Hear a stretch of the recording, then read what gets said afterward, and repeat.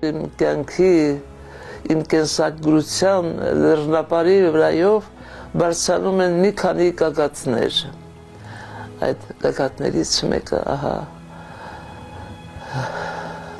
65 թվականի 50-ամյակի օրն էր,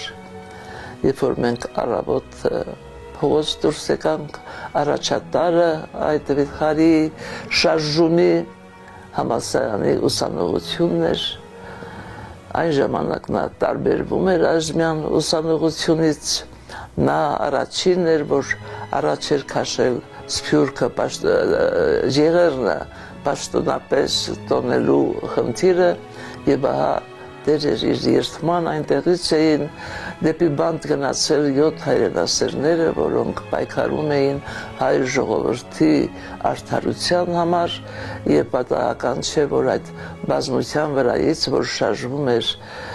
Երևանի փողոցներով, առաջին լոզունգներից մեկը հետևյալն էր. ազատություն 7 հայրենասերներին, վերադարձրեք մեր կորուստները, եղերնը դատապարտեք, այս բոլորը պաստառների վրա գրած էր եւ ամբողջ բազմության վրա փողոցից փողոց իրար արձագանք տալով հնչում էր գերագույն